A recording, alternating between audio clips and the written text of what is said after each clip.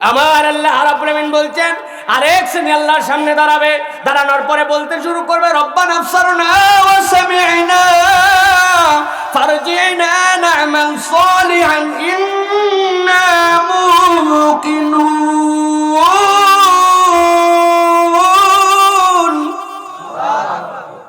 আয় রাব্বুল আলামিন, তোমার কাছে আজকে আসছি, আসার পরে আল্লাহ সব আমরা দেখে ফেলছি। আল্লাহু আকবার।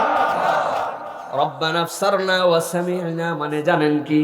আল্লাহ রাব্বুল আলামিন ওই দিন জান্নাতীদেরকে জান্নাত দেখাতে শুরু করবেন, আর ওই ময়দানের মধ্যে রব্বুল আলামিন জাহান্নামী যারা হবে ওই সময় রব্বুল আলামিন আযাবের লেলিহান শিখা আর কষ্ট দিয়ে তখন তাদেরকে অনুভব করাবেন।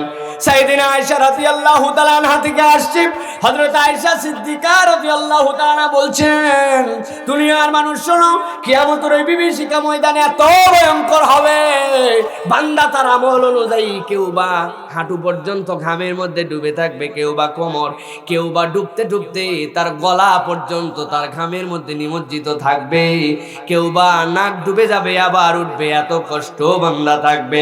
একটা বান্দার গায়ের মধ্যে সেই সময় কোনো পোশাক থাকবে না। হযরতে রাসূল আকরাম সাল্লাল্লাহু আলাইহি সাল্লামকে আয়েশা বললেন, ইয়া রাসূলুল্লাহ, আপনার সাহাবী আমার বাপ ওমর, এই সেই এত মানুষ, তার মধ্যে যদি আমার গায়ের মধ্যে আমার পোশাক না থাকে কেমন দেখা যাবে? আল্লাহ নবী বলেন, আয়েশা তুমি তোমার বাপ নিয়ে আসো আর সাহাবী নিয়ে আসো, প্রত্যেকটা মানুষ ওই সময় নিজের জন্য এমন ব্যাকুল হবে, এমন ব্যস্ত হবে, একজন মানুষ আরেকজনের দিকে তাকানোর সময় পাবে না। আল্লাহু আকবার। আল্লাহ রাব্বুল আলামিন বলছেন ওই সময় একদল আল্লাহর কাছে এসে বলবে রব্বানা আবসারনা ওয়া সামি'না। আয় রব্বুল আলামিন, দুনিয়ার বুকে থাকা অবস্থায় হাজারবার বলা হয়েছিল এই করলে এই অপরাধ। ও বান্দা, মোবাইল নিয়ে রাত্রেবেলায় শুয়ে গেছো, মোবাইল তোমার সাথে আছে, দুনিয়ার কেউ দেখে না, লেপের নিচে ঢুকে গেছে, এখন ডানে ঠেলে বামে ঠেলে উপরে ঠেলে ডিনের নিচে ঠেলে, কানের মধ্যে হেডফোন লাগায় কি শোনে? আল্লাহ যেটা শুনতে নিষেধ করেছেন ওইটা শোনে, আল্লাহ যেটা দেখতে নিষেধ করেছেন ওইটা দেখে। ওই সময় আল্লাহ যে দেখে, বান্দা জানতো কিন্তু সেই সময় অস্বীকার করেছে। আল্লাহ বলছেন রব্বানা আবসারনা ওয়া সামি'না, আল্লাহ সাথে সাথে বড়ভাবে তার সামনে চালু করাই দিবেন। আল্লাহর বান্দা ওইগুলা দেখে তখন অনুভব করতে পারবে এইটা দেখলে কি শাস্তি, ওই যে জাহান্নাম, এইটা শুনলে কি অপরাধ, ওই যে জাহান্নাম। বান্দার সামনে যখন পরিষ্কার হয়ে যাবে এইটা, আল্লাহর কাছে বান্দা বলতে শুরু করবে, আল্লাহ ফারজি'না, আমাদেরকে একটু দুনিয়ায় ফেরত পাঠাও। আরে দুনিয়ার বুকেই তো ছিলি এতদিন, আবার কেন দুনিয়ায় যেতে চাস? সাথে সাথে বান্দা বলবে না আমাল সালিহা, আজকে আমল নামার দিকে তাকায় দেখি নাই, কিছু নাই। আল্লাহ দুনিয়ায় যেতে চায় কেবল দুইটা কারণে, এবার দুনিয়ায় গেলে আমরা প্রত্যেকেই পাক্কা পাক্কা আমল করা শুরু করব, আর আমার ঈমানকে একবারে 100% মজবুত করে আসব। চিৎকার করে বলেন তো, ওই দিনে দুনিয়ায় যে আমল করতে চাওয়া আর দুনিয়ায় যে ঈমান মজবুত করতে চাওয়া, আল্লাহর কাছে কি আবেদন গ্রহণ হবে? দুনিয়ার এই জীবন, এই জীবনের শেষে আল্লাহ রাব্বুল আমিনের কাছে বান্দাদেরকে একদিন হাজির হতে হবে। আল্লাহ রাব্বুল আমিন কোরআনুল কারীমের মধ্যে এরকম 10টা জায়গায় আলোচনা করেছেন কিয়ামতের দিনে কতগুলা লোক আল্লাহর কাছে আসার পরে এক মহা আফসোসে আল্লাহর কাছে ফেটে পড়বে, আল্লাহর কাছে কেবল আফসোস আর আফসোস করবে। রব্বুল আলামিন এমন দয়াবান রব, এমন মেহেরবান রব, আল্লাহ রাব্বুল আমিন চান তার একটা বান্দাও যেন কিয়ামতের দিনে আল্লাহর কাছে আফসোস না করে। আল্লাহ রাব্বুল আমিন এই জন্য দয়া করে মায়া করে দুনিয়াতে থাকতেই বান্দার ওই আফসোসের কারণ এবং ওই আফসোসের প্রতিকার কি হবে কোরআনুল কারীমের মধ্যে জানায় দিয়েছেন। সুবহানাল্লাহ বলেন। প্রিয় ভাইয়েরা, আমাদের এই যে পোলাপানরা পরীক্ষা দেয়, পরীক্ষাগুলাতে যেই পরীক্ষাগুলি হয়, আপনাদের অনেকের আছে ছেলেটা হয়তো বা দেখা যাচ্ছে যে ক্লাসে যে পরিমাণ ক্লাস করে তারপরেও ছেলের ফলাফল ভালো নয়, ওই জন্য আপনি ওই স্যার কোচিং করায়, কোচিংয়ে আপনার ছেলেরে দিয়েছেন যে কোচিং কর, তারপরেও দেখা যায় ও গণিতে অত ভালো করে না, ওই জন্য স্যাররে বলছেন স্যার আপনি আমার বাড়িতে এসেও একটু পড়ায় যাবেন। স্যার এখন ক্লাসেও পড়ায়, স্যার এখন কোচিংয়েও পড়ায়, স্যার এখন বাড়িতেও পড়ায়। ওই পোলা মহা চালাক, পড়ালেখায় না। স্যারকে যাই বলছে, স্যার আমার বাপে আপনারে বেতন দেয়, আবার আমার বাপে কোচিংয়েও টাকা দেয়, আবার আপনার স্কুলে আমি পড়ি, পরীক্ষার আর মাত্র 7 দিন বাকি, যেই 10টা অঙ্ক এবার আপনি দিবেন ফাইনালে, আমারে যদি মেহেরবানি করে একটু দিয়ে দিতেন। কোন নৈতিকতা সম্পন্ন আদর্শ শিক্ষক কোন ছাত্রকে 10টা প্রশ্ন দিবে? দিবে?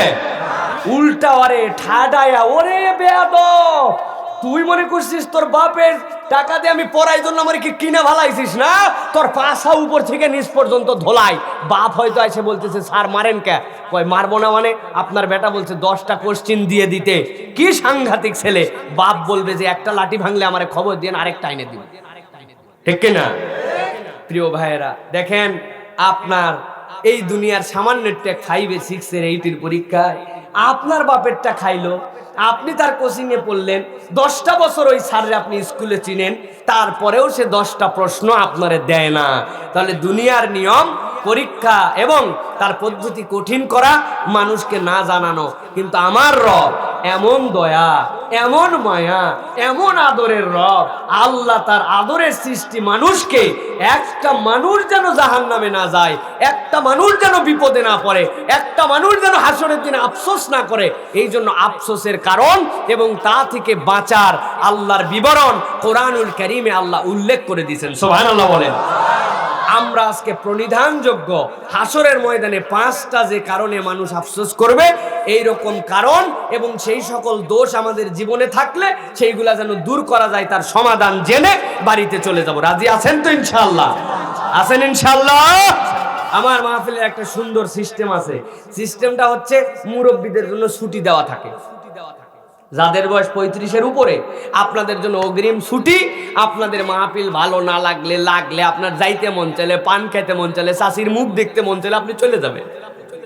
যে অনেকক্ষণ আইছি, আমার আর ভালো লাগতেছে না বউরে না দেখা, এখনো পান পাইলাম না, চলে যাবেন আপনি, আপনার কোনো একটুকু কেউ ঠেকাবে না। আমরা মোহাব্বত করে আপনারে বিদায় দিব। তবে যাদের বয়স এখন পর্যন্ত 35 হয় নাই, আমার বয়সের কাছাকাছি, ওয়াজ ভালো লাগুক কি খারাপ লাগুক, মন টানুক কি না টানুক, আপনার এখানে শয়তান ওয়াসওয়াসা দিক কি না দিক, আমি যতক্ষণ আপনারে থাকা লাগবে ততক্ষণ। রাজি আছেন তো আপনারা? ওয়াদা? আমার আল্লাহ রাব্বুল আলামিন কুরআনুল কারীমের সূরা নামের 27 নম্বর আয়াতের মধ্যে তাবাত পৃথিবীর মানুষের জন্য একটা বার্তা দিচ্ছেন। আল্লাহ রাব্বুল আলামিন রাসূলকে এখানে মুখাতাব করতেছেন, রাসূলকে এখানে দেখার কথা বলতেছেন। আল্লাহ রাব্বুল আলামিন বলছেন, ওয়ালাউ তারা ইয উকিফু আলান নারি فقالوا يا ليتنا نرد ولا نكذب بآيات ربنا। আল্লাহ রাব্বুল আলামিন বলছেন, হে রাসূল, দুনিয়ার বুকে আপনি তো অনেক মানুষকে দেখেছেন। দুনিয়ার বুকে যখন আপনি ইসলামের দাওয়াতের কার্যক্রম শুরু করলেন, কত মানুষকেই তো দুনিয়াতে আপনি দেখলেন, কত দাপট দেখাইলো, কত বাহাদুরি দেখাইলো। যেই নবীকে তারা আল আমিন বলতো, আল আমিন উপাধি কোনো মুসলমান দেয় নাই, আরবের মানুষ দিয়েছিল। যেই নবীকে তারা সবচেয়ে চরিত্রবান বলতো, যেই নবীকে সবচেয়ে রহম দিলওয়ালা বলতো, আরে মিয়া দুনিয়ার মানুষের সবচেয়ে বড় পাওয়া হচ্ছে আমানতদারিতা। যেই মুশরিকরা, যেই কাফেররা নিজের বউরে বিশ্বাস করতে পারতো না, ব্যবসা করে আসার পরে মূলধনগুলা রাসূলের কাছে আমানত রাখতো, গচ্ছিত করে রাখতো। আল্লাহ রাব্বুল আলামিন বলছেন, হে রাসূল, আপনি এরকম অনেক মানুষকে তো দেখলেন, ঈমান আনার কথা বলার পরে, ইসলাম আসার পরে, ইসলামের দাওয়াত যখন আপনি দিতে শুরু করলেন, সেই মানুষগুলা দুনিয়ার মধ্যে বিগড়ায় গেল, দুনিয়ার মধ্যে তারা মাতব্বরি ফলাতে শুরু করলো। আপনি আদর করে করে বারবার তাদেরকে জান্নাতের দিকে ডাকলেন। তারা কখনো আপনারে পাগল বললো, কখনো আপনার প্রতি উৎপাত করলো, কখনো বা আপনার সাহাবীদের প্রতি অত্যাচারের স্টিম লুটপাট চালাই দিল। আরে মক্কার লোকেরা নিজেদেরকে ডাকাতিকে নিজেদের পেশা বানায় নিয়েছিল। ডাকাতি করা কোনো খারাপ কিছু মনে করতো না, বরং বংশের গৌরব সহ্য বীর্য। নিজের এলাকা ছেড়ে অন্য এলাকায় ডাকাতি করতে যাইতো। ডাকাতি করতে একবার ইরাকে চলে গেছে, যাওয়ার পর ইরাকের নজদ অঞ্চলের মধ্যে ডাকাতি করছে। রাত্রেবেলা নয়, ফজরের ঠিক আগ মুহূর্তে তারা ডাকাতি করছে। সব মানুষ যখন ঘুমায় আছে, বনি তামিম গোত্রের উপরে ঝাঁপায় পড়ছে। বনি তামিম গোত্রের যতগুলা মানুষ ছিল সবগুলা মানুষকেই প্রায় তারা মেরে ফেলছে। মেয়েগুলাকে বন্দি করছে, সকল সম্পদ কুক্ষিগত করে মক্কার দিকে রওনা হবে। হঠাৎ করে দেখে একটা বাচ্চা বনি তামিম গোত্রে মেও মেও করে কাঁদে। এখন ওইটা বাইসে আছে, একজন কোপ দিতে নিয়ে গেছে আর এক্ষুনি হত্যা করে ফেলতে। আর একজন বলে না, সদ্য কিশোর হয়েছে, এইটারে মক্কার বাজারে নিয়ে যে যদি বিক্রি করা হয় গোলামটার ভালো মূল্য পাওয়া যাবে, এইটারেও সাথে নিয়ে যা। মক্কায় নিয়ে আসছে বনি তামিম গোত্রের সেই সন্তানটাকে, আনার পরে মক্কার বাজারে তারে উচ্চ দামে বিক্রি করে দিয়েছে। মক্কার একজন সম্ভ্রান্ত মহিলা তাকে কিনে নিয়েছে। আল্লাহর নবী যখন নবুয়ত পেয়ে গেলেন, আল্লাহর নবী নবুয়ত পাওয়ার পরে আল্লাহর নবী সাল্লাল্লাহু আলাইহি সাল্লাম যখন দাওয়াতের কার্যক্রম শুরু করলেন, আল্লাহর নবী মানুষের কাছে যখন দাওয়াত দিলেন, প্রথম পর্যায়ে কোনো ধনী ব্যক্তি বড়লোক ব্যক্তিরা দাওয়াত কবুল করে নাই। আল্লাহর নবী সাল্লামের কাছে ওই সময়ে যেই মানুষগুলা গোলাম ছিল, সমাজের মধ্যে নিপীড়িত, যেই মানুষগুলার তেমন ভ্যালু ছিল না, এরকম একজন মানুষ হযরতে খুবাইব, হযরতে খাব্বাব আল্লাহর নবীর হাতে দাওয়াত পেয়ে ঈমান এনে ফেললাম। আল্লাহর নবী সাল্লাল্লাহু আলাইহি সাল্লাম ওই মানুষগুলার কাছে গিয়েছেন, বারবার যায়, বিভিন্ন জন যায়। হযরতে খাব্বাব, হযরতে খুবাইব রাদিয়াল্লাহু তাআলা আনহু অল্প দিনের মধ্যে মক্কার মধ্যে বড় ব্রিলিয়ান্ট গোত্রের একজন মানুষ। এমন সুন্দর হাতিয়ার বানাতে শিখে গেছেন, এমন সুন্দর তলোয়ার বানান। তলোয়ার বানানোর পরে আশ্চর্যজনক ভাবে তলোয়ারের মধ্যে যেরকম ক্যালিওগ্রাফি করে, যেরকম কাজ করে, দেখার মতো হয়। আল্লাহ নবী একদিন তার কাছে গেছেন, তোমার সাথে কিছু কথা আছে। অন্য মানুষের থেকে মুহাম্মদ সাল্লাল্লাহু আলাইহি ওয়াসাল্লামের পার্থক্যটা সেও জানতো। সে বলল, টেনশন করো না, তুমি কাজ আমাকে দিয়ে দিবা, তোমার হাতের কাজটা সবার আগে শেষ করে তারপরে আমি তোমাকে ফেরত দেব। আল্লাহ নবী বললেন, না খুবাইব, তোমার কাছে তো আমি এই জন্য আসি নাই। খাব্বাব, তোমাদের কাছে কোনো কাজ দিতে আমি আসি নাই। আমার আল্লাহ রাব্বুল আমিন আমার প্রতি একটা ওহী নাযিল করেছেন, আমি আল্লাহর পক্ষ থেকে সেই কালেমার দাওয়াত নিয়ে তোমাদের কাছে আসছি, তুমি কি ঈমান আনবে নাকি? আল্লাহ রাব্বুল আমিন খাব্বাব খুবাইবদের অন্তরটাকে আলোতে উদ্ভাসিত করে দিয়েছেন। এক মুহূর্ত দেরি করে নাই, আল্লাহর নবী হাতে হাত দিয়া সাথে সাথে কালেমা পড়ে ফেলেছি। খবর পৌঁছায় গেছে তাদের কাছে। আরে এরা গোলামের বাচ্চা গোলাম, এরা কাঠের দোকানে কাজ করে, এরা লোহার দোকানে কামারের কাজ করে। বেটা তুই আমার গোলাম হয়ে কেন মুহাম্মাদের দিকে দীক্ষা গ্রহণ করছিস? সময় দিলাম 24 ঘন্টা, ঈমান হয় ছাড়বি, মুহাম্মাদের সঙ্গ ছাড়বি, তারপরে অন্য কোনো কথা। 24 ঘন্টা পার হয়ে গেছে, নিবৃত, কোনো কথাবার্তা নাই। আসার পরে বলছি, ঈমান ছাড়বি না ফাইনাল বল। বলে অসম্ভব ব্যাপার, এই জান আছে যতক্ষণ, ঈমান আছে ততক্ষণ ছাড়তে পারবো না।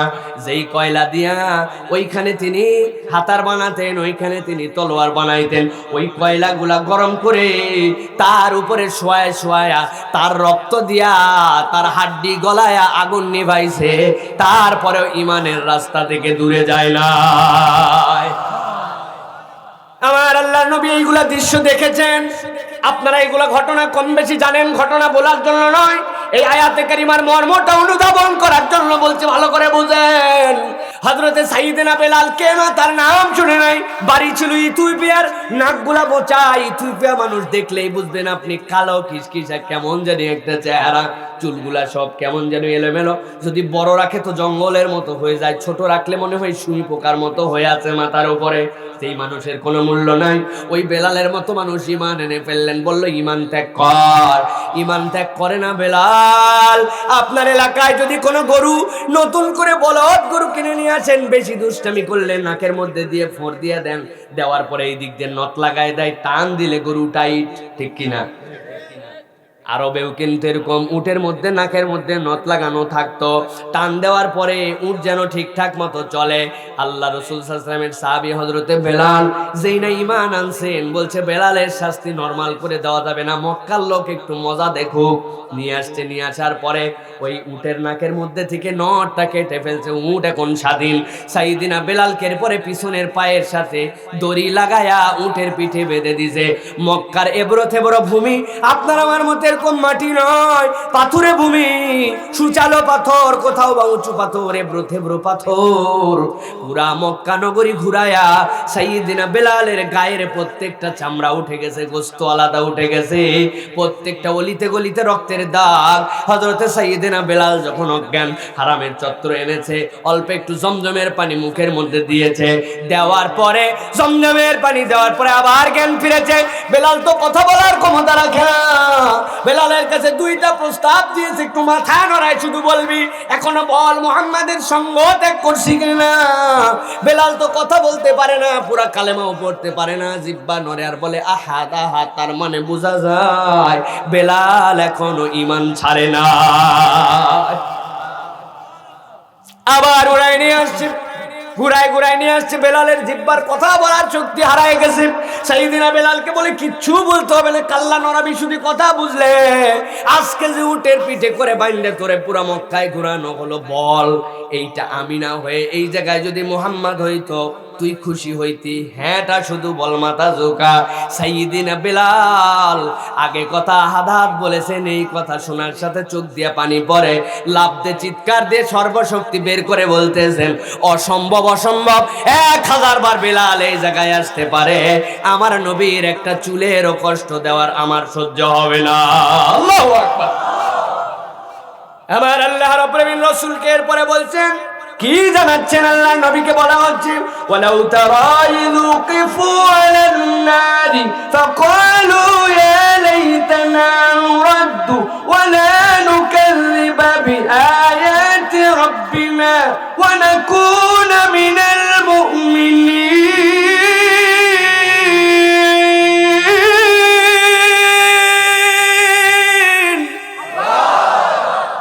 আল্লাহ রাব্বুল আলামিন বলছেন ওয়ালাউ তারা, আপনি একটা দৃশ্য দেখেছিলেন মক্কায়, যেই দৃশ্যের মধ্যেই কষ্ট ছিল, যেই ব্যথায় আপনার কলিজা ছিন্ন ভিন্ন হয়ে যেত, সাহাবীদের জন্য কিছু তো করতে পারতেন না, কষ্ট আর কষ্ট। কিন্তু রাসূল যদি আপনি ভিন্ন একটা দৃশ্য আরেকদিন দেখতেন, কিয়ামতের দিনে কি দৃশ্য? ইযুকিফু আলান নার, এই লোকগুলাকে যখন জাহান্নামের সামনে হাজির করা হবে, কি হবে তখন? আল্লাহ রাব্বুল আলামিন বলছেন যদি দেখতেন, তারা একসাথে বলতে শুরু করতো, ফাকালু, তারা সবাই বলতে শুরু করতো ইয়া লাইতানা, কি আফসোস আজকে, কি আফসোস আজকে, আমাদের থেকে বড় হতাশার কেউ নাই।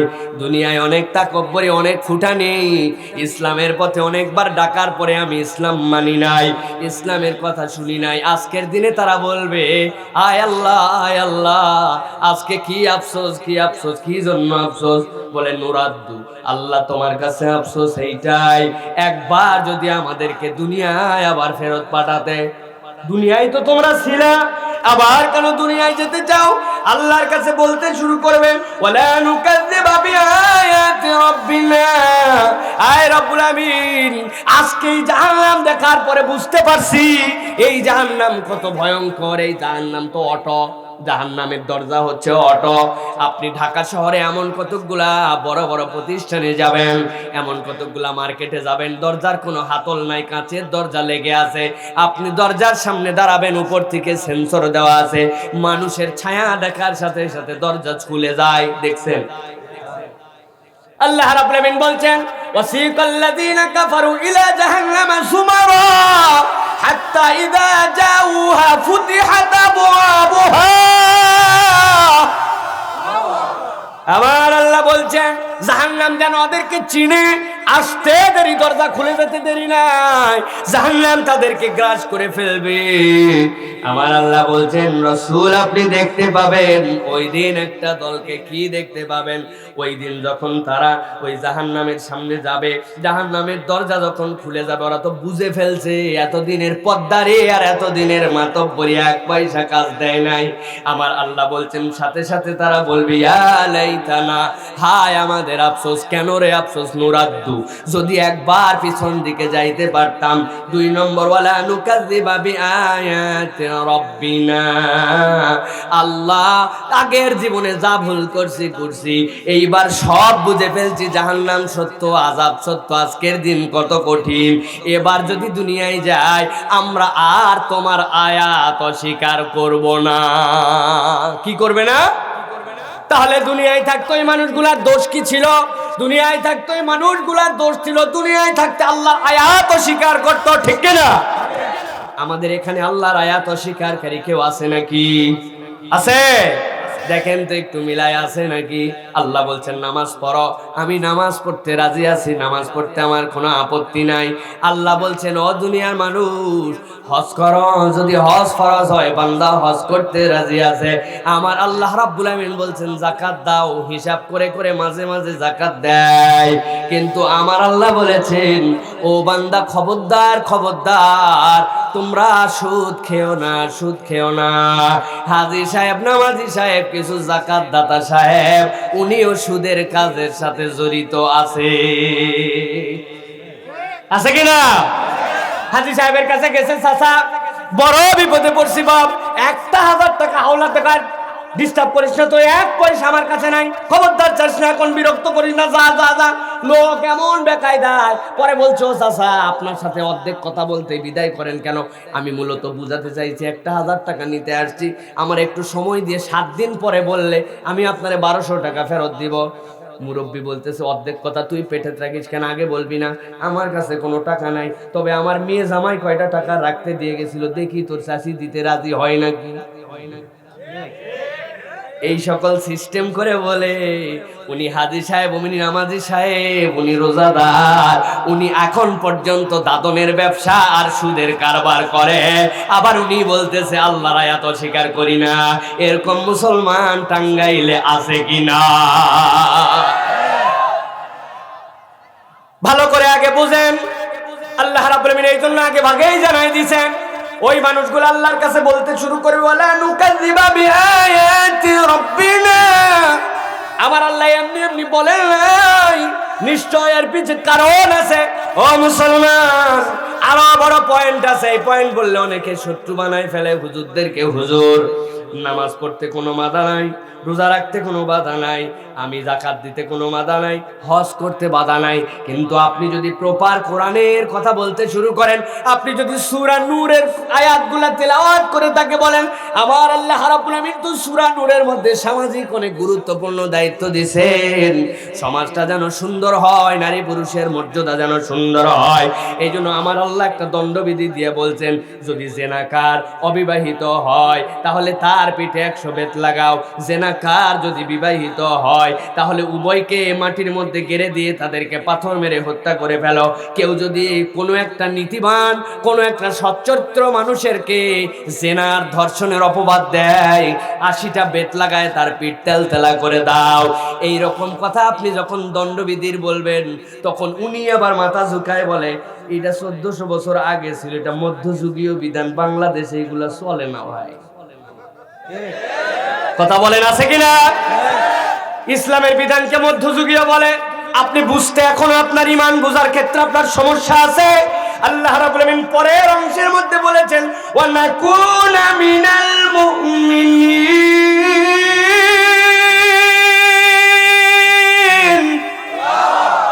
ভালো করে বুঝেন, ওই মানুষগুলো আফসোস করবে আল্লাহর কাছে, রব্বুল আমিন তোমার কাছে 1 নম্বর আফসোস আমাদের। কি আফসোস আমাদের? রব্বুল আমিন দুনিয়ায় ফেরত যেতে চাই কেন? এবার গেলে তোমার আয়াত স্বীকার করবো না। 2 নম্বর তোমার কি অপরাধ আল্লাহ, এবার গেলে পাক্কা পাক্কা ইমানদার হয়ে আসবো, ইমানে কোনো ঘাপলা মারবো না। তার মানে দুনিয়াতে ইমানদার হয়ে চলছিল, বলছিল, ভাব ধরেছিল, কিন্তু তার ইমান যে কোন দিয়ে ফুস করে চলে গেছে বান্দা খবর রাখে না, ঠিক কি না? আপনাকে মনে রাখতে হবে, আল্লাহর বিধান আপনার মাথায় ধরুক বা না ধরুক, আপনার বিবেকে কাজ করুক বা না করুক, আপনার সমাজে প্রতিষ্ঠিত হোক বা না হোক, আপনি সেই প্রতিষ্ঠিতর পক্ষে থাকেন বা না থাকেন, কিন্তু আপনি যখন আল্লাহর কাছে স্বীকার করেছেন আমানতু বিল্লাহি ওয়া মালাইকাতিহি ওয়া কুতুবিহি, আমি আল্লাহর প্রতি ঈমান আনলাম, আল্লাহর ফেরেশতাদের প্রতি ঈমান আনলাম, আল্লাহ তো ডাইরেক্ট আসবেন না, ফেরেশতাদের মাধ্যমে, ওয়া কুতুবিহি, আল্লাহর কিতাবের প্রতি ঈমান আনলাম। আপনি যদি আল্লাহর কিতাবের প্রতি ঈমানে স্বীকার করেন, আপনার মাথায় ধরলেও ভালো না ধরলেও ভালো, কিন্তু আপনাকে আল্লাহর বিধানে কোনো এশকাল, কোনো সন্দেহ করা যাবে না। আপনাকে বলতে হবে এর উপরে আর কোনো বিধান নাই, আমি বুঝলেও ভালো না বুঝলেও ভালো, এর নাম হচ্ছে ঈমান। আর এইটার উল্টা যদি হয়, আপনি নামাজ পড়ছেন, রোজা করছেন, হজ করছেন, আবার আল্লাহর বিধান নিয়ে ক্রিটিসাইজ করছেন, মন্তব্য করছেন, মধ্যযুগীয় বলছেন, আপনার ঈমান আনা এখনো হয় না, ঠিক কি না? এই কথা বললেই হুজুরকে বলবা সাইফুল্লাহ ভাই তো এতদিন অন্যরকম ভাবতাম, এখন তো দেখি কোন দলের বুঝা হালাইছি, আগামী বছর আর আনা যাবে না, ঠিক কিনা? কাউকে কাউকে বাঁশ দেওয়া হয় ভাই, ইসলাম কাউরে বাঁশ দিতে আসে নাই। যদি ইসলামের বাঁশ দেওয়াই টার্গেট হতো, আল্লাহ কোরআনে 1400 বছর আগে জানায়া কিয়ামত পর্যন্ত এই বিধান রাখতেন না। আল্লাহ চান তার প্রত্যেকটা বান্দা লাইনে এসে জান্নাত পেয়ে যায়, ঠিক না? তাহলে প্রিয় মুসলমান, প্রথম আয়াতে কারিমার মধ্যে আল্লাহ রাব্বুল আমিন যে আফসোসের কথা বললেন, কিয়ামতের দিনে যে আফসোস করবে, রব্বুল আমিন একবার দুনিয়ায় ফেরত যেতে চাই, যাওয়ার কোনো সুযোগ আছে ভাই? ওই দিন কি যাওয়ার কোনো সুযোগ আছে? নাই। মানে কি বললে হবে নাকি? আমার কি টাকা পয়সা কম ছিল নাকি? পরপর 3 বারের চেয়ারম্যান, 2 বার ভোটই লাগে নাই, তাই না? মানুষে একটুকু কষ্ট দেই নাই আমি, লোক ঘরে ছিল আমার, পর ভোট আমি দিয়ে দিছি, এত ভালো আমি, তাই না? এত উপকার করলাম আর বললেই হবে নাকি? আল্লাহর কাছে আমার একটা স্পেশাল পাওয়ার আছে নাকি? ও ভাই, আমার আল্লাহ বলছেন ইয়াউমা লা ইয়ানফাউ মালুন ওয়ালা বানুন ইল্লা মান আতাল্লাহা বিকলবিন সালিম। ওই দিন আপনার ধন, আপনার সম্পদ, আপনার পাওয়ার, আপনার ক্ষমতা আল্লাহর কাছে 1 পয়সাও দাম নাই। আল্লাহ বলছেন আল্লাহর কাছে কেবল দাম হবে তুমি ইসলাম গ্রহণ করে পূর্ণাঙ্গ মুসলমান হিসাবে আসতে পারছো কিনা। ওই লোকটা যদি একটা খেটে খাওয়া কুলি মজদুর, ওই লোকটা যদি একটা মুচি, ওই লোকটা যদি একটা ক্লিনারও যদি হয়, আর সে যদি ঈমান মজবুত করে আসে, জাতিসংঘের প্রেসিডেন্টও যদি হয়, আর ঈমান যদি না থাকে, আল্লাহর কাছে ওই ক্লিনারের দাম বেশি হয়ে যাবে, ঠিক কি না? ভালো করে মনে রাখবেন, একটা উসুল মনে রাখবেন। ধরেন পৃথিবীর বুকে 1 নম্বর ধনী, নাম জানেন আপনারা? বিল গেটস, তাই না? এখন নাই আর, এখন কে? হ্যাঁ, এলন মাস্ক এখন পৃথিবীর 1 নম্বর ধনী। ভালো করে খেয়াল করেন, কত টাকা যে তার, কত পয়সা যে তার, কত সম্পদ যে তার, এইগুলার হিসাব নেওয়ার জন্য তার অন্তত পক্ষে 1100 স্টাফ আছে। কত স্টাফ? প্রতি স্টাফের বেতন $3,500 থেকে শুরু, $21,000 পর্যন্ত বেতন আছে। উনার মাল পানি গুনার জন্য প্রত্যেক মাসে চার্টার্ড অ্যাকাউন্টদের পিছে খরচ করে বাংলা টাকায় প্রায় 1100 কোটি টাকা। কিছু বুঝছেন আপনি? টাকার হিসাব রাখার জন্যই খরচ। টাকা কত? উনার পকেটের থেকে $100 মাটিতে পড়ে গেছে, উনি তুলে না চলে যায় কি জন্য বলেন তো? কুটা নিয়ে, আমার এত টাকা আছে, আমি $100 তুলবো কেন? তাই না, উনি যে $100 পড়ছে পকেটের থেকে পড়ার পরে হালতে হবে, হালার পরে ডলারটা ধরছে, ধরার পরে আবার ডলারটা তুলে পকেটে বসে 4 সেকেন্ড খরচ হয়েছে না? 4 সেকেন্ড ওয়েস্টেজ করার মতো সময় নাই। 4 সেকেন্ডে উনার বাংলা টাকায় প্রায় 1 কোটি টাকা ইনকাম হয়ে যায়। কত টাকা তার! দুনিয়ার সেরা বাড়ি, দুনিয়ার সেরা গাড়ি। মনে রাখবেন, ওই ব্যক্তিটা আজকে সন্ধ্যাবেলা মাগরিবের সময়ে দুনিয়া ছেড়ে চলে গেছে, দুনিয়ার থেকে চলে গেছে।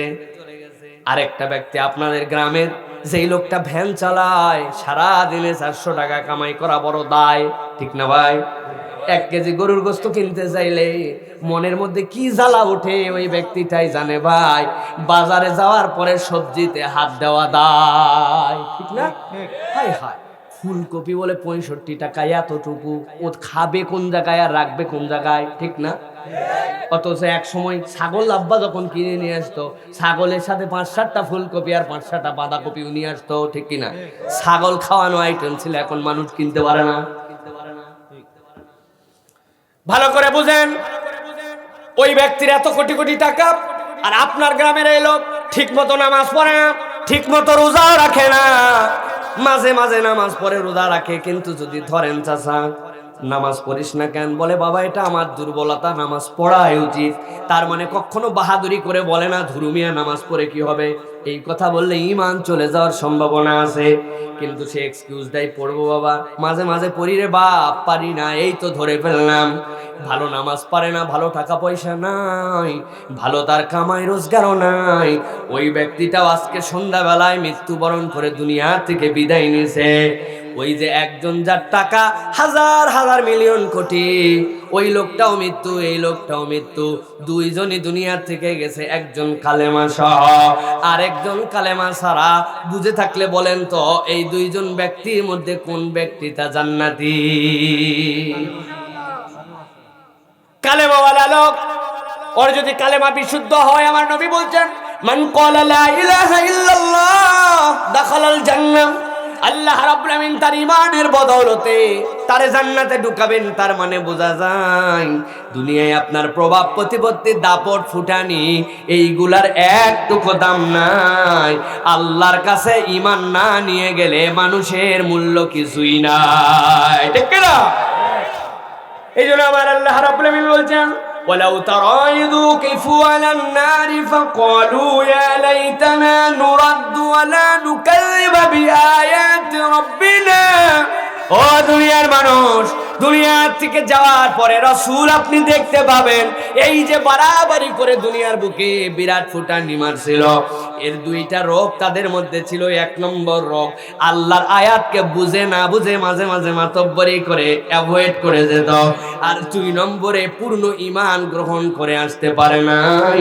এই জন্য আজকের দিনে আফসোস, দুনিয়ায় আবার ফেরত যেতে চায়, কিন্তু জাহান্নাম তো বলবে ফুতিহাত আবওয়াবুহা, আমার হাতে সময় নাই, এসে যখন গেছো কপ করে ধরে জাহান্নামে ঢুকায়। নাউযুবিল্লাহ।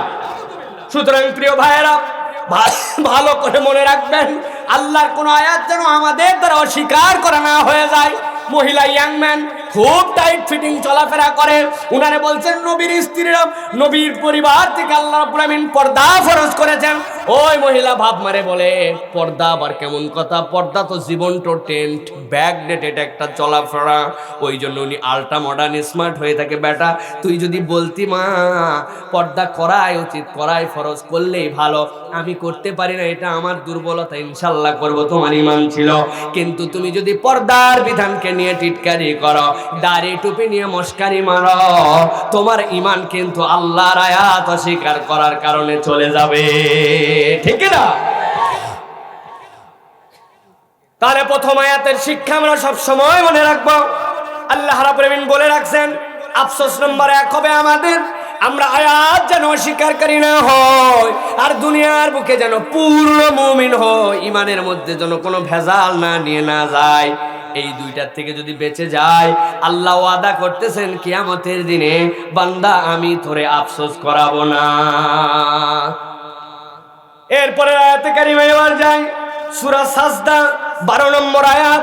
আল্লাহ রাব্বুল আমিন বলছেন কিয়ামতের দিন আর এক শ্রেণী আমার সামনে আসবে, তাদের আফসোসের ধরন আর কারণটা একটু ভিন্ন হবে। কি হবে আমার আল্লাহ বলছেন, রব্বানা বসরনা ওয়া সামি'না ফারজি'না না'মাল সালিহান ইন্না মুকিনুন। আমার আল্লাহ রাব্বুল আমিন বলছেন আরেক শ্রেণী আল্লাহর সামনে দাঁড়াবে, দাঁড়ানোর পরে বলতে শুরু করবে রব্বানা আবসারনা ওয়া সামি'না ফারজি'না না'মাল সালিহান ইন্না মুকিনুন।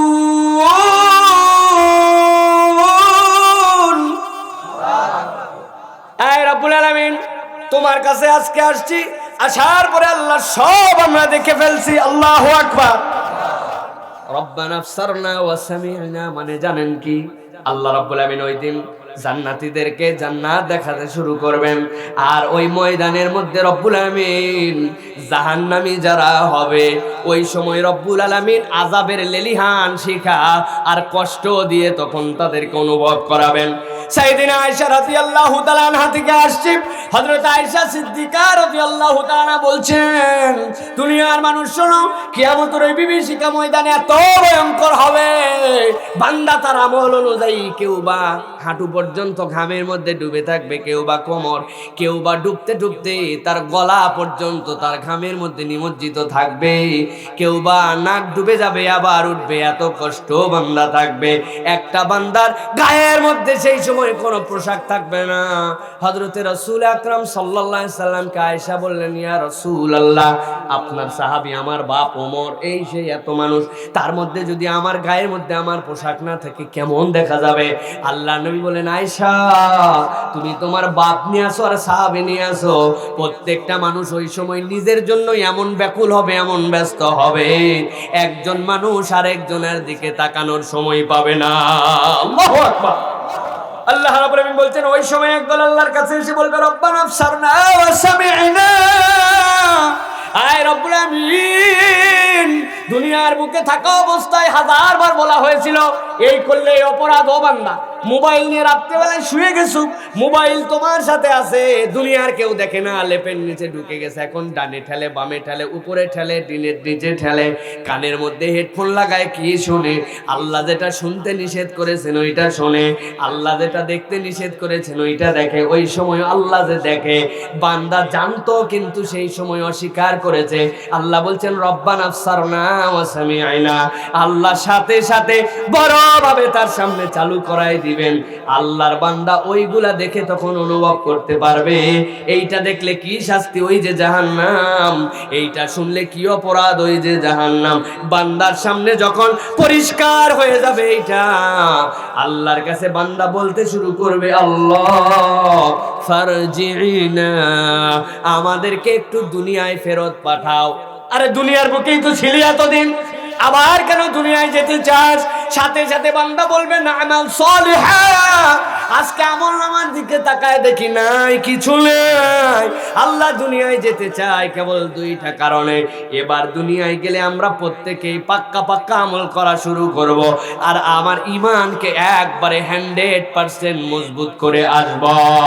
চিৎকার করে বলেন তো, ওই দিনে দুনিয়ায় যে আমল করতে চাওয়া আর দুনিয়ায় যে ঈমান মজবুত করতে চাওয়া, আল্লাহর কাছে কি আবেদন গ্রহণ হবে? গ্রহণ হবে? তাহলে কাজ কি হবে আমাদের? এই আফসোস থেকে বাঁচার জন্য দুনিয়ায় থাকতে আমাদেরকে আমলে সালেহ করে যেতে হবে, ঠিক কিনা? অনেকেই বলবেন, হুজুর কি পুরাতন কথা বলতেছেন, আমলে সালেহ আমরা করি মানে কি?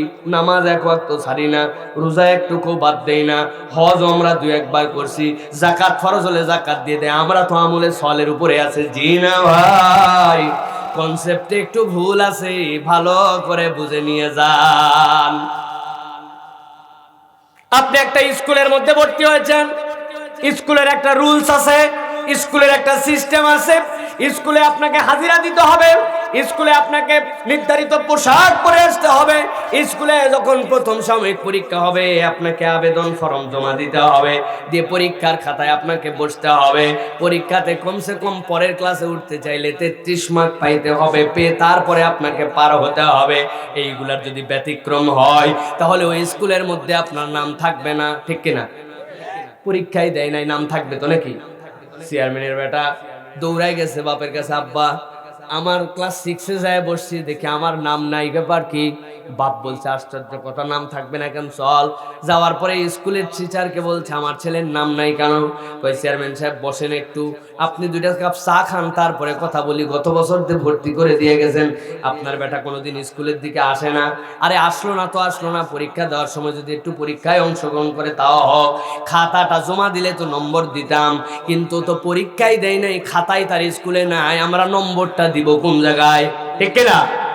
স্কুলে কি নাম থাকবে? তাহলে থাকবে না। ভালো করে বুঝেন, সহজ কথা। একটা স্কুলের রেগুলারিটি মেনটেন করার জন্য এই নিয়ম কানুন মানতে হয়। আমার রাসূলুল্লাহ সাল্লাল্লাহু আলাইহি সাল্লাম বলে গেলেন, বুনিয়াল ইসলামু আলা খামসিন শাহাদাতু আল্লা ইলাহা ইল্লাল্লাহ ওয়া আন্না মুহাম্মাদান আবদুহু ওয়া রাসূলুহু।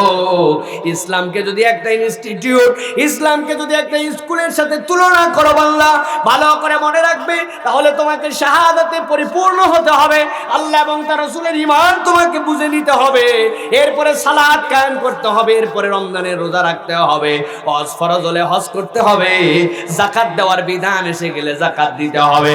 কোন একটা মানুষ যদি নিজের নাম মুসলমান হিসাবে টিকায় রাখতে চায়, এইগুলা কাজের কোনো বিকল্প নাই। যেই কাজ না করলে আপনার নামই থাকে না, বলেন তো ওই পাস মার্ক কোনোদিন ভালো মার্ক হয় নাকি? পাস মার্ক ভালো মার্ক? এক লোক আছে, মুরব্বীকে বলছে, চাচা একটু দোয়া করবেন, আমার ছেলেটা 33 পাইছে, আপনি একটা গোল্লা খান। বাবা একটা গোল্লা খান। চাচা বলবে, তুই বেটাও বলো তুইও বলো, বেটা 33 পাই কোন রকম পার হয়ে গেছে, রে বলার কি আছে রে, তুই আবার গোল্লা নিয়ে আসছিস, গাধা কোথাকা। হিসাব করে দেখেন, আপনার নামাজ অবশ্যই ভালো ইবাদত, কিন্তু আপনার এটা পাস মার্ক। আপনি নামাজ না পড়লে কেমনে দাবি করেন আপনি মুসলমান? ঠিক কিনা? আপনি বড় ফুটানি মারে চলেন, মাঞ্জা মেরে ঘুরে বেড়ান, এলাকার মধ্যে আপনার ভাব আছে, আপনার জিন্সের প্যান্ট দেখলে মানুষ হতাশ, আপনার টাইট ফিটিং পোশাক পরে দেখলে সামনে বলতে পারে না, কিন্তু পিছনে আপনারে বলে খাটাস। আপনার চুলের ছাঁট দেখে এলাকার মানুষ জানে আপনি কোন হনুমান মার্কা আদর্শ ফলো করেন, বলতে তো পারে না, ওর বাপেরটা খাই ওই করে। ঠিক না? এত সুন্দর সুন্দর ঢংডাং করে চলেন, আবার নিজের নাম মুসলমান মনে করছেন আছে। জি না, এত সোজা নয়। ইসলামের স্কুলে আপনার নাম টিকায় রাখতে চাইলে এই আমলগুলা মৌলিক আপনাকে করতে হবে। কিন্তু আমার আল্লাহ রাব্বুল আলামিন বলছেন, কিয়ামতের দিনে তারা আফসোস করবে তো ভিন্ন কারণে। আল্লাহর কাছে বলবে, ফারজি'না না'মাল সালিহান ইন্না মুকিনুন।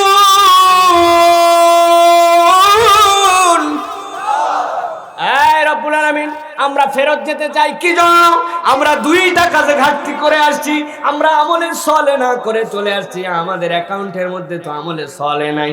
তার মানে বোঝা গেল কেবল নামাজ রোজা হজ যাকাত নয়, প্রত্যেকটা ইমানদারকে এক্সট্রা কিছু ভালো কাজ করতে হবে। ঠিক কি না? আমার রাসূল বলেছেন ভালো কাজ নম্বর 1, মনে রাখবেন, আমার নবী বলছেন, আইয়ুল আমালি আফদাল ইয়া রাসূলুল্লাহ, হে রাসূল সবচেয়ে ভালো কাজ কি? আমার নবী 16-17 জায়গায় তার উম্মতকে বলেছেন, আতইমুত তুআম, আতইমুত তুআম, মানুষকে খাওয়াও, মানুষকে খাওয়াও, মানুষকে খাওয়াও। মানুষকে খাওয়াও মানে ফকির মিসকিনকে নয়। আপনার সাধ্যের মধ্যে থাকলে, মানুষ পাইলে আপ্যায়ন, মেহমানদারি, খাওয়ানোর টেন্ডেন্সি আপনার মধ্যে থাকতে হবে। আল্লাহ নবী বলছেন 2 নম্বর ভালো কাজ, সালাত আদায় করো মানুষ যখন ঘুমায়া থাকে।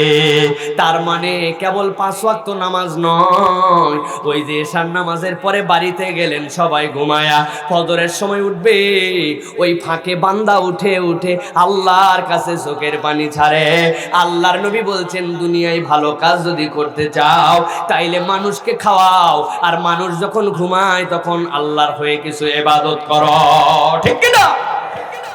কিন্তু আমরা কৃপণ হয়ে গেছি, আমরা মানুষকে খাওয়ানো তো দূরের কথা, আপনাদের এখানে লিল্লাহ একটা বোর্ডিং চলে, মাদ্রাসা চলে, শত শত তরুণ, শত শত বাচ্চা যাদেরকে এখানে খাওয়ানো হয়, তাদের সামর্থ্য নাই, কারো বা বাপ নাই, কারো বা মা নাই, কেউ বা এলাকার মধ্যে যাই হেল্পারি করে, কেউ বা মানুষের জমিতে কাজ করে, নিজের সংসার চলে না, আল্লাহর কোরআন পড়ানোর জন্য মাদ্রাসায় দিয়ে গেছে। এলাকার লোকের অবস্থা ভালো, কিন্তু কে কার খবর রাখে? মাদ্রাসার অবস্থা কিন্তু খুব ভালো না। ঠিক না? ভালো করে মনে রাখবেন, আল্লাহর কাছে যাওয়ার পরে আটকায় যেতে হতে পারে। আল্লাহর কাছে বান্দা তো বলবে, আল্লাহ দুইটা অপরাধ। এক নম্বর না আমাল সালিহা, আমি ভালো কাজ করতে চাই রব্বুল আমিন, আমাকে একটু ভালো কাজ করার সুযোগ দাও ভাই। ওই দিন আর কোনো সুযোগ পাওয়া যাবে না। দুনিয়ায় থাকতেই সামর্থ্যের মতো মনটাকে কৃপণ না বানায়া আল্লাহর রাস্তায় কিছু খরচ করে যান। আপনাদের এলাকায় রাজবাড়ি আছে কিনা জানি না, অনেক এলাকায় রাজবাড়ি আছে। কতদিন বয়স বলে 100 বছর। বাপরে 100 বছর! 100 বছর তেমন কিছু না। আমার দাদা 98 বছর মারা গেছে। কিন্তু বলতেছি এই জন্য ভাই, অনেক রাজবাড়িতে আপনারা বেড়াতে গেছেন, নাটোরের গণভবন, অমুক ভবন তুমুক ভবন, বড় বড় জায়গাতে যাওয়ার পরে দেখতে পান কতগুলা রাজবাড়ি, কিন্তু খবর নিয়ে দেখছেন নাকি কোনো দিন ওই রাজবাড়ির রাজা গেল কই? আচ্ছা রাজা না হয় মরে গেছে, রাজার বেটা গেল কই? বুঝলাম রাজার বেটা মরে গেছে, রাজার নাতি গেল কই? রাজার পোতা গেল কই? রাজার নাতির নাতি গেল কই? এখন তো সরকার অ্যাকোয়ার করে নিয়ে ওইগুলাকে হেরিটেজ পুরাতন বিল্ডিং, ওইগুলাকে সংস্কৃতি মন্ত্রণালয় নিয়ে ফেলছে। তার মানে বোঝা যায় মানুষের প্রজন্মে 3 প্রজন্ম পর্যন্ত আপনার কামাই টিকে থাকবে, এরপরে প্রজন্মান্তর হয়ে যাবে, আপনার জমি জমা টাকা পয়সা মিলিয়ন মিলিয়ন, এইগুলো একটার হিসাব থাকবে না। যতটুকু খরচ করে যাবেন আল্লাহর কাছে ততটুকু আপনার হয়ে জড়ো হয়ে থাকবে, ঠিক না?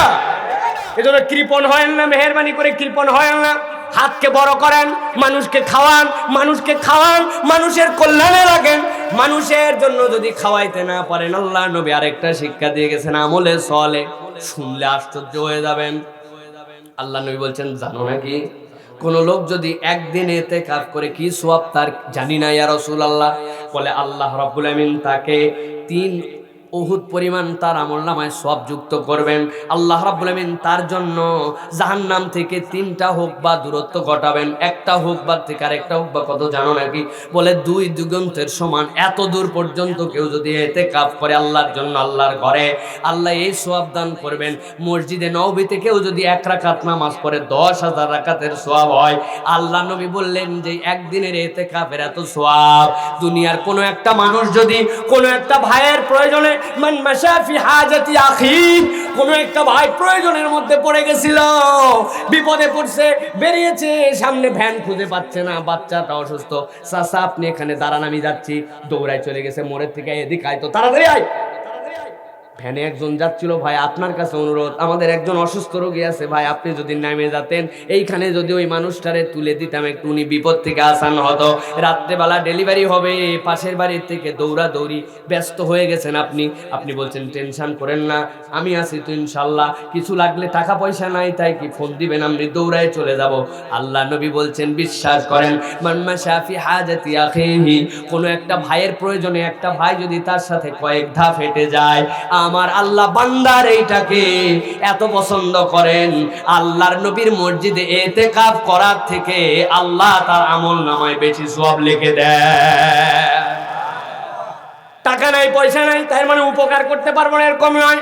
যুবক, তোমাকে উদ্যোগ নিতে হবে, ভালো কাজের মন তোমার মধ্যে আনতে হবে। মসজিদের মধ্যে ইমাম আছে, মুয়াজ্জিন আছে, খাদেম আছে, চিন্তা করছে সাফ সুফ করার দায়িত্ব চিরস্থায়ী ভাবে ওদের না। তুমি 10 জন যুবক কত ফুটানি মারো, কত গল্প করো, 10টা বন্ধু মিলে নিয়ত করবে, চলো মসজিদের 10টা ফ্যান আছে আমরা সাফ করে দিব, চল দোস্ত। সুন্দর করে মসজিদে সাফ করে দিয়েছে, জুমার দিন মসজিদটা ঝাড় দিয়ে দিয়েছে, মসজিদের আলমারির ভিতর কোরআন পচে পচে যায়, মাকড়সা ধরে গেছে, ডিম পেরে দিছে, কেউ পরেও না দেখেও না, মসজিদটা ময়লা, মসজিদের অজুখানা তাকানো যায় না এমন ময়লা, কাশ পড়তে পড়তে পড়তে পড়তে ময়লা, মাঝে মাঝে হয়তো মুয়াজ্জিন সাহেব 2-1 দিন ছাঁটা মারে, ওইটাতেই শেষ না।